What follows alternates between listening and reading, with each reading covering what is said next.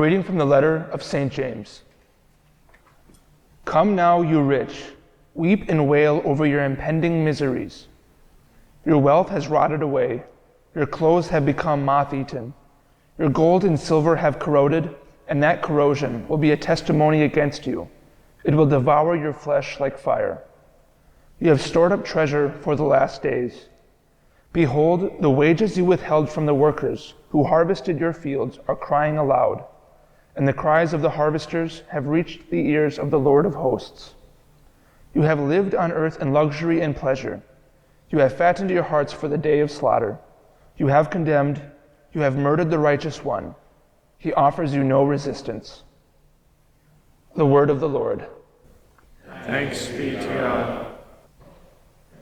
A few years ago, I purchased a pair of white running shoes.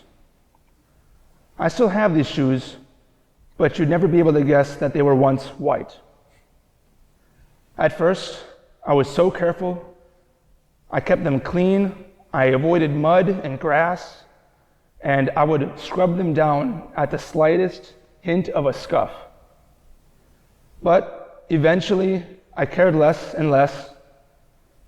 Grass fields didn't seem so terrible anymore, and I would never take the time to wash them unless I stepped in something particularly unpleasant. I think it is easy for us to approach our commitment to poverty as I approached my care for my shoes. When we made our vows, we gave away everything. Closed our bank accounts, sold cars, donated clothes, and we depended entirely upon the generosity of the brothers. And in turn, the brothers provided generously for us. We will always have the guarantee of room and board, of some form of employment, of brotherhood. We will even have an abundance of educational and traveling opportunities.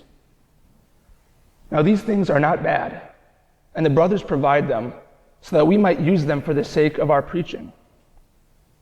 Indeed, we have received generosity that we might give generously. But we must be careful not to grasp at the things, the gifts that pass through our hands. We must begin to use these many gifts that the order has offered us for the sake of others. When we begin to clench our fists, we forget that all that we have is really a gift, and we refuse to let them go. So, we should ask ourselves, what do I grasp at? What am I not willing to be without? And why is this important anyways? Well, when we begin to possess many things, we can easily satisfy our own desires. We no longer need to depend on anyone.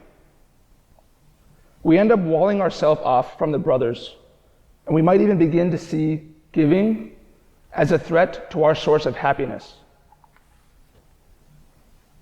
Now, obviously, this doesn't happen overnight. It is a slow and subtle process, just as my shoes changing colors was a slow and subtle process. But even now, just 2 months after my simple profession, I already wish to grasp at the things being offered to me.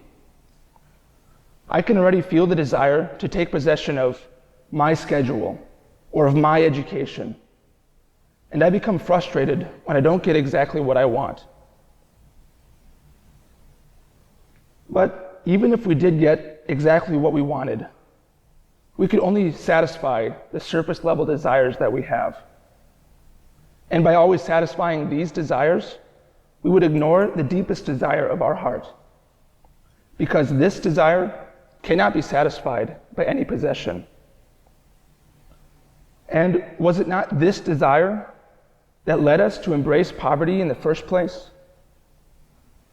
Was it not this desire that leads us to Christ now? Do we still have this desire? Do our hearts still long for Christ?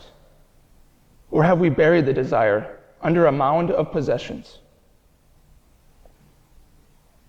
Let us then give generously all that has been given to us.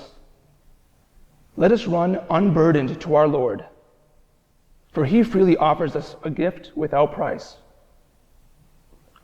And when we open our hands to receive the gift of his love, let us give that also.